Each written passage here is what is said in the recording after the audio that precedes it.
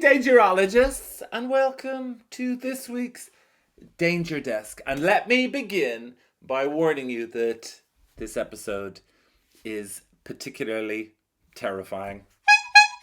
So if you are easily scared, maybe just watch a different video. Maybe find a video about a cake or a bunny or something like that. Not a video about a bunny jumping out of a cake, because that in its own way would be quite frightening. My name is David O'Doherty, and I am the writer of the Danger is Everywhere books. I don't do the pictures.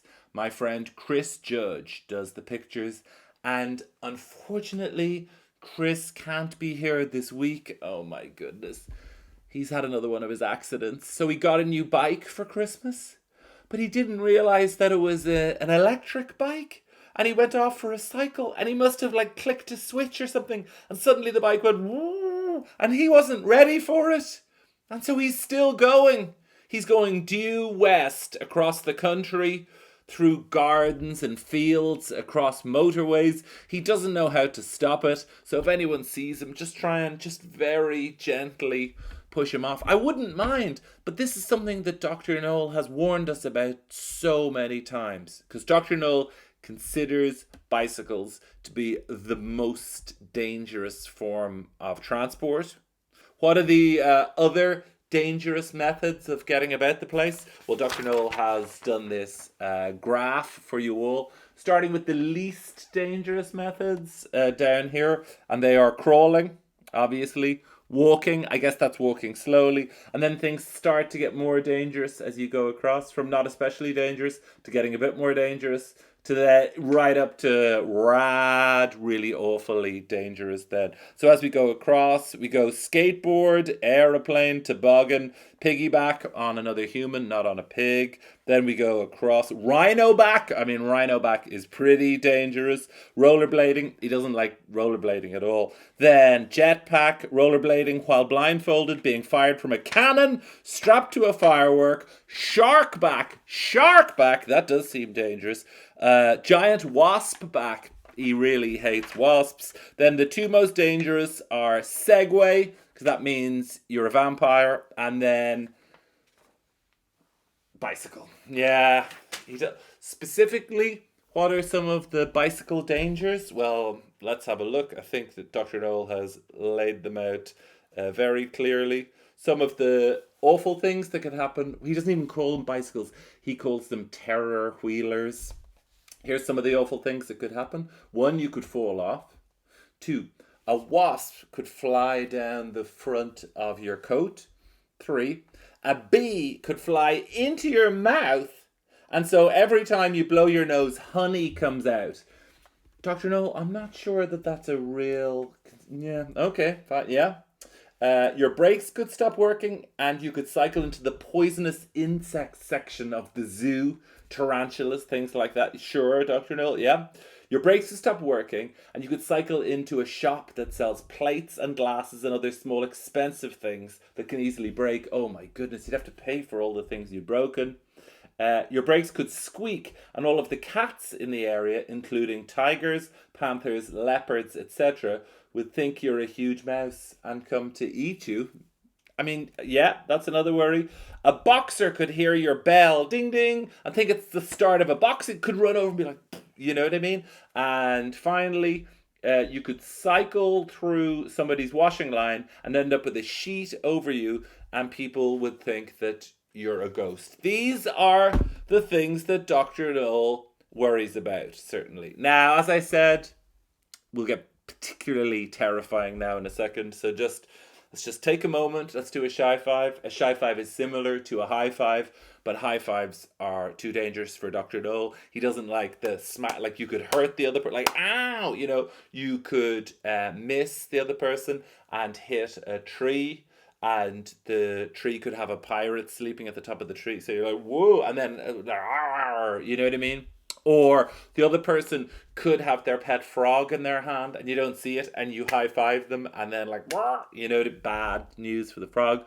Or there could be a spider catcher in the vicinity with a jar full of spiders. They hear the loud noise and they smash, and suddenly loads of spiders come over. These are the things that Dr. Noel certainly worries about.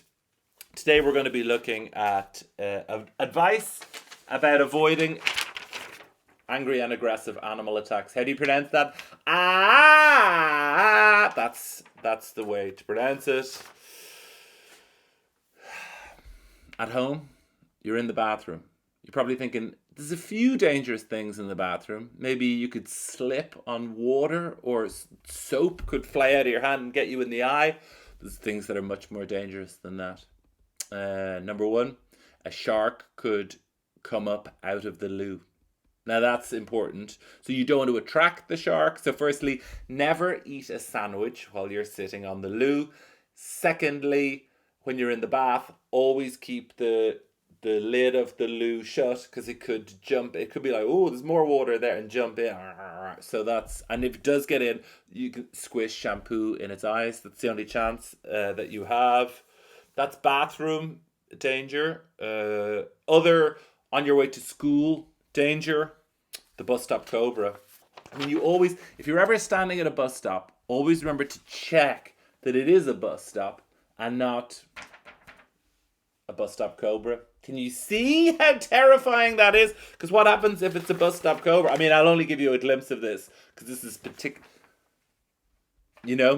just wow. This is the very important information that Dr. Noel really specializes in. The post-box octopus, that'd be another one, or the post-boctopus as it's known. Just be careful. The next time you're posting a letter, that you are posting it into an actual letterbox and not into one of those. See, usually they come up out of the drains from the sea, and they just stand there posing as an actual letterbox till someone comes along, tries to post a letter in. What happens then? See that?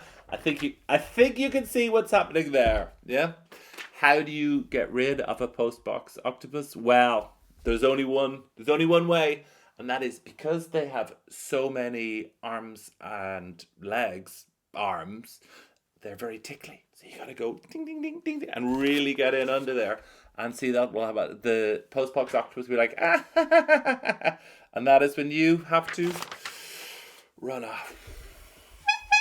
Okay, this week we've had so many incredible questions, pictures sent in. Get straight into them. This is from Pearl. Oh my goodness. So last week there was a discussion about how we could possibly make unicorns safer. And this is good. Pearl has suggested using a sort of a rope to make sure the unicorn doesn't fly away and get into trouble. Also, the most dangerous part of the unicorn is the pointy horn. So Pearl has put, I can't tell, is it a football or a glitter ball would be incredible, like a mirror ball over the unicorn horn. An excellent suggestion, Pearl. This one is from Sam. And what a picture, Sam. Sam has suggested putting socks over the horn of the unicorn. A very practical thing to do, because everyone's got socks. Yeah, not everyone has a unicorn, but certainly everyone I know has socks. Sean was on. So this was a discussion last week. I think this was from a picture of Joe's, where we were discussing what would be a safe pet. And I think it was Joe that said a safe pet would be a slice of pizza. But then the worry was, what if the pizza itself attracted other animals who were trying to eat the slice of pizza? And that is what Sean has done here. Wow, look at that. It's a very specific animal. It's a pizza panther. A pizza panther! It's coming to chomp the pizza, and probably is not going to stop there. Edward in Sydney. Look at this unbelievable picture of Dr. Noel. Edward asks, does Dr. Noel, the giraffe, get Dr. Noel's groceries for him when he is in lockdown? I mean, it's a very good... It's a nice idea there. There's Dr. Noel. So there's a zoo at the end of Dr. Noel's garden, and the giraffe, who's also called Noel, constantly looks over. I think he loves Noel, the giraffe, but there's a lot of mix-ups when the zookeepers go to feed Noel, the giraffe, and they're like, Noel! And then Noel runs out of his house. Edward, of course he doesn't send a giraffe to do his shopping for him. You can't. Shops aren't tall enough for a giraffe to fit in. He'd have to have his little face mask on, and he'd have to go in. Also, how would a giraffe carry the shopping? I guess they could have some sort of backpack, something like that. It doesn't seem like something that Dr. Noel would be into, just because I think he thinks that giraffes should stay, if not in the zoo, as far away from him as possible. So instead, his method for shopping, he goes to a hill nearby and just shouts at the shop. And then later that night, they come along and throw the food into Noel's garden. But the problem then is that Noel, the giraffe, eats some of it, and eggs and things like that just break. This one is from Lois, and Lois has done a unicorn with an apple on her horn, just eating cabbage soup, which is one of Dr. Noel's specialities. And the other one is incredible. It's a unicorn with an orange on her horn, and she is testing whether a book is a pop-up book. This one here on this side, it's something you have to do. You don't want to be shocked by a book. You're like, oh, this is an enjoyable book. Suddenly, that's and then finally, we've got, this is from Oban Holden. And this is an absolute beaut. This is a pizza lizard. Now, this is particularly terrifying because the lizard itself seems to be made out of pizza slices. Like, imagine that. Imagine if you got a pizza, maybe delivered just in a flat one in a box, and you're like, delicious. And then suddenly the slices themselves started to form into a pizza lizard. Wow. Wow, wowee. Oban, thank you very much. Everybody, it's been incredible stuff this week. I am absolutely terrified after all that. So I think an idea might be for us to calm down with one of Dr. Noel's methods, suggestions for calming down, and that is with one of his relaxing fairy tales. Dr. Noel has rewritten fairy tales. He's tried to take all of the danger out of them, and I think this could be a good way to calm down at this point in this week's Danger Desk. This is Dr. Noel's retelling of The Three Little Pigs. Once upon a time, 3 little pigs lived in a forest. They lived in a forest because they'd escaped from their farm after an argument with the farmer over whether they should be turned into sausages. He had been in favour of the idea, but they had been strongly against it. In the end, they decided to escape from the farm by posing as recyclable goods. And there's a beautiful picture here of pigs posing as bottles and boxes. Once in the forest, they quickly realised that it's quite cold in forests. Also, there are hairy spiders, and a squirrel told them about the rumour of a wolf. They thought about going back to the farm, but then remembered about the sausages. So they decided to stay in the forest and build some accommodation. Luckily, one of the pigs knew quite a lot about building and construction. There'd been building work on the farm when he lived there, and he was a very nosy pig. So he set about building houses from the newest and strongest materials, complete with burglar alarms and CCTV cameras. They heard a rumour afterwards that the wolf had arrived one night and had tried to get in by blowing, which is a very strange way to try and get into a house. He didn't have a chance. I mean, who has ever tried to get into a house by blowing? Maybe if it had been a whale, he might have been able to knock the door down by blowing water through his sort of whale spout. But what would a whale be doing in a forest? It's a good point. Anyway, the houses stood for another 10 years, and the pigs were very happy.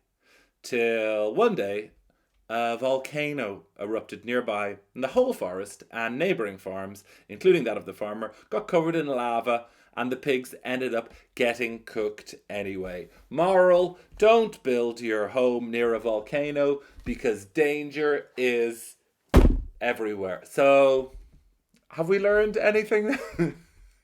Do we ever learn anything from the Danger Desk? Well, we'll find out right now if you've been remembering stuff we've talked about on this week's Danger Desk. We'll do a little examination right now. Get ready to answer these questions. First question. What is the most dangerous way to travel? Okay, a harder one then. What is the least dangerous way to travel? What is the safest way to travel? Can you remember? It was the very first one on the list. How do you get rid of a toothbrush snake? Do you remember that one? I mean, if you don't, you're going to have to go back to the start and just watch the video again. How do you escape from a post box octopus, also known as a post boxtopus? Mm? And finally, where is danger? Correct! It's everywhere! Thank you so much for watching, you guys. This has been the last Danger Desk in the series, and I've had such fun for doing it. Thanks to Chris for doing the amazing pictures and for being involved in so many accidents. Thanks to all the publishers from all the publishing companies around the world that have put out Danger is Everywhere. But most of all, thanks to you for watching. Thanks to everyone who got in touch with questions and pictures. I have a new book that will be coming out in a few months. It's top secret, but I'll tell you what the title of it. It's going to be called The Summer I Robbed a Bank. It's not a Danger is Everywhere book, but a clue about what happens in the book is from the title. The Summer I Robbed a Bank. And I can't wait to see everyone in real life soon. You know, maybe come to a reading sometime, or maybe I'll come to your school or something like that. And, well, I hope you're all doing so well. And thanks so much for watching, you guys. See you soon. Bye.